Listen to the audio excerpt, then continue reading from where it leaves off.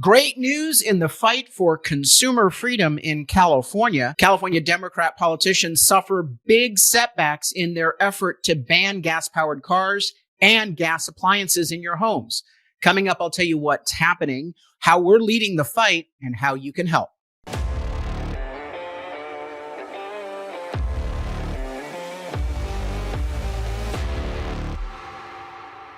I'm Carl DeMaio, chairman of Reform California and a California state legislator representing District 75 in the California State Assembly. For years, Gavin Newsom and California liberal Democrat politicians have tried to strip you of your consumer freedom and choice in the area of what vehicles you are able to buy or what stove you can put in your kitchen. They want to ban any gas-powered cars, any gas-powered appliances. And I'm not just talking about stoves. I'm talking about water heaters, furnaces, jacuzzi heaters, you name it, they want to ban it and force everyone into electric vehicles and electric appliances. But their crazy scheme to deprive you of consumer choice, well, it's getting derailed in three ways. And I have a lot of news to cover on this topic, but I want you to know that the three things I'm going to talk about didn't just happen. We've been fighting to make those things happen, to derail the Democrats' crazy scheme to deprive you of consumer choice, increase your cost, and put our energy grid on the brink of collapse. We've been fighting to preserve our right to buy gas-powered cars and to use gas-powered appliances in our homes. We're going to need your help, and I'm going to get to the news, the breaking news. This is very important. But if you want to join the fight, I'm going to give you your assignment right up front. Go to our website, stopthegasban.org. Stopthegasban.org. That's stopthegasban.org. There it is. I'm typing it in, stopthegasban.org. It will take you to our campaign on the Reform California website dedicated to this fight to preserve consumer freedom, to allow you to buy whatever car you'd like to buy and whatever appliance you would like to have in your homes. Plus, remember, they're not just talking about banning new purchases. They're forcing retrofit mandates into law that will kick in a matter of a few years that will cost you a lot of money. So go to that website, reformcalifornia.org or stopthegasban.org. What I want you to do is, number one, sign up so that you can be part of this growing statewide campaign for consumer freedom to stop these crazy mandates. Go to the bottom of that website, stopthegasban.org, put in your first name, last name, email, phone, and zip code, and you will be tethered to the growing movement, getting updates as we move our campaign forward. Plus, please chip in a contribution. We cannot fight these crazy EV mandates without your help. We're going to cover the costs in just a moment. A small investment in this campaign to fight for your consumer freedom is a drop in the bucket compared to the massive costs and inconvenience that you will suffer if Democrats get their way in banning gas cars and gas appliances. So the three setbacks, well, before I get to the three setbacks, let me just tell you why we don't want all electric appliances and cars. And I don't care what you buy. It's your choice. In my book, I'm a libertarian. You should be able to buy whatever appliance you would like to buy, whatever car you would like to buy. But if we go to an all electric car mandate, which is, again, the politicians have implemented this not by voting for it and being held accountable for supporting this crazy mandate. They've delegated the authority to a group called California Air Resources Board, CARB, unelected bureaucrats who are a bunch of left-wing, far-left environmental wackadoos. They don't care about cost, convenience. They don't care about practicality. They only care about their religious devotion to some bizarre concept, which actually doesn't even help the environment. But they've mandated all electric vehicles. They want to do all electric appliances. They've even banned gas-powered leaf blowers for landscapers, gardeners. Yeah, they want you to have electric leaf blowers for blowing leaves in your backyard. The three reasons why we shouldn't have these mandates is, number one, cost. It costs exponentially more money for a car if you have an all EV mandate, because what you're doing is you're messing around in California with the supply chain, and automakers are going to make gas-powered cars completely scarce because they're being mandated to hit certain arbitrary targets. And any gas-powered cars that you want, if that's your personal choice, are going to either not be available or the supply will be so limited that the cost will be off the radar. I'm even hearing about people driving to Nevada or Arizona to buy their cars because they want a gas-powered car, not an electric vehicle. Automakers are also suffering billions in financial losses because there were a lot of early adopters for electric vehicles. You know, all those snarky, holier than thou liberals who wanted tax credits, who could afford the, very expensive EVs with, again, your help as a taxpayer. That 20% of the market were the early adopters, but apparently, according to the market studies, they were the only adopters. Most people like the idea of having gas-powered cars or at least a hybrid. So the first thing that's going to hit you is cost. The retrofits for taking gas appliances out of your home, the National Association of Home Builders estimates it's going to cost you $30,000 for a home retrofit. And that's as of 2021 numbers. The numbers will be much higher because you won't be able to buy the appliances. The supply chain won't be able to service all the California communities when these mandates kick in 2027, 2029, 30, 35. They're all staggered in for home retrofits. You know what the cost of taking your water heater out and replacing an electric heater, your furnace, and an electric furnace versus a gas furnace? This is exponentially more expensive, particularly when everyone does it all at the same time. Good luck trying to find an electrician who's available. Again, cost. Second, convenience. I don't know about you, but I sure like gas-powered appliances. I like to cook on them, and many people do. It's just not the same having an electric stove. And it also, that the water heater and the furnace, it just is not as efficient. It's not as convenient. And then third, the capacity. Our energy grid simply cannot support a 100% electrification of everything that we use, from cars to appliances. We are already importing a third of our energy every day from out of state, and that's very costly.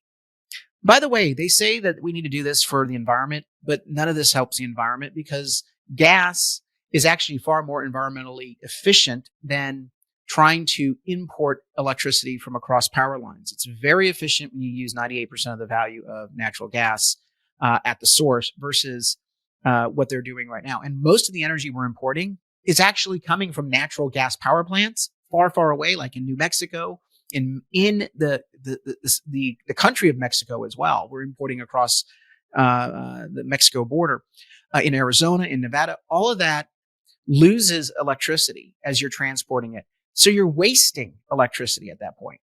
This is just bad environmentalism. And don't even get me started about the environmental impacts of batteries, battery-powered cars. So cost, convenience, and capacity are bad things as do these natural gas appliance and vehicle bans. But more importantly, we are not even seeing the environmental benefits. It's actually hurting the environment.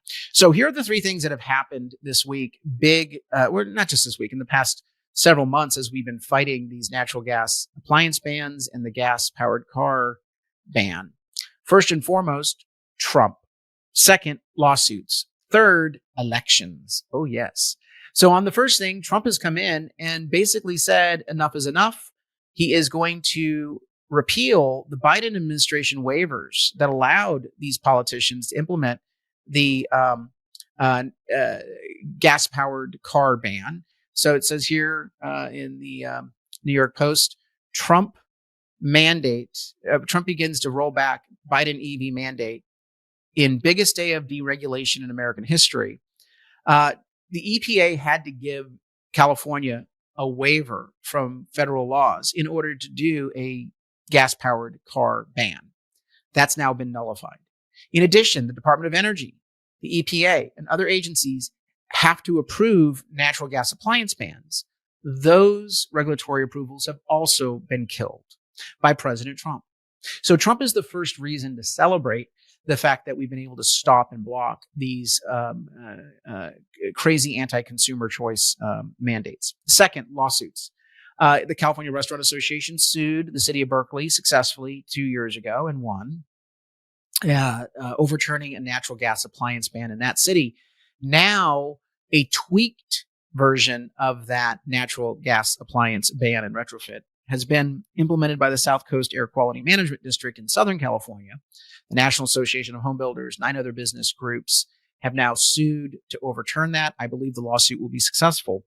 But litigation is developing against these mandates. But finally, the most important thing we can do to stop natural gas appliance bans and EV mandates, we have to force politicians to pay a price at the polls.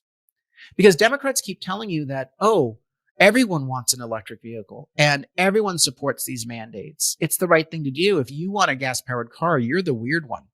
No, actually, quite the contrary. In fact, the polling shows the public overwhelmingly wants consumer choice. They don't want these mandates. Here we are. It will be too costly for Californians to afford $5,000 to $50,000 they need to retrofit all their homes, offices, and businesses with new electric heating and hot water equipment to replace gas appliances. Strongly agree. This is a poll. 86%. Strongly disagree. 7%. This is a net 80% view that people think it's going to cost us too much money to do this. When you have 86% of the public on your side, you got yourself a winning issue. How about this one? The electrical grid in California is not prepared to replace fuels like gas, and we should not be forced to use electricity for heating, water heating, cooking until the grid has been updated to handle it. 80%. And by the way, they didn't ask about cars, but same sentiment is there. Third, we should ensure Californians have options for how they power their homes, including natural gas, since recent crisis situations have shown risk of relying on only one form of energy. 81% strongly agree. It goes on and on and on. And I'm just telling you right now, these are overwhelmingly strong numbers in opposition to the natural gas appliance bans. And we see the same for electric vehicle polling that's out there. I wanted to share this polling, and I know that it's a picture of a slide deck on a screen because it was provided to me in a briefing. And I said, oh my goodness, I've got to capture this and make sure people know there's nothing wrong with your view on this issue. You're part of the supermajority. It's the Democrat politicians that are in the extreme, which leads me back to our campaign. Remember, Reform California is not just raising awareness as to these crazy mandates. We're not just supporting the litigation. We're not just cheering on President Trump and working with his administration to block the regulatory approvals for these crazy mandates. We are punishing politicians at the polls when they are extreme with these mandates. We're recruiting, training, endorsing, and supporting candidates for state assembly, state senate, all the way down to city council, where a lot of these crazy mandates are being implemented at the local level. We are making natural gas appliance bans a key issue in these campaigns, locally and in the state races. We can't do that without your help. Help us recruit, train, endorse, and support candidates up and down the state of California through our Reform California Plain English Voter Guide. Go onto our website, reformcalifornia.org, and chip in a contribution. This is crazy. And this is an issue that is going to backfire on Democrats. We need to use this as a weapon against them because it shows just how they don't care about the cost. They don't care about your convenience. They don't care about the environment. They don't care about energy capacity. They care about their religious extremist devotion to this environmental wackadoo notion of holier than thou. We know what appliance you should use and what sort of car you should use, and your opinion be damned. We have a right to consumer freedom, and we have a right to afford a cost of living, have conveniences, and make sure that we have a reliable energy grid. So join us at reformcalifornia.org. Go to the website stopthegasban.org, stopthegasban.org. Share that campaign with all your friends and family. Help us strike a win for consumer freedom in California. Until next time, Carl DeMaio, chairman of Reform California and a California state legislator. Thanks for watching, and I hope you enjoyed this episode. But before you click away, please subscribe to this channel and click that notification button so you get updated when we post new episodes. Plus, like this video and share it with your friends so that we can help spread our message across the state. Reform California with Carl DeMaio is paid for by Carl DeMaio for State Assembly.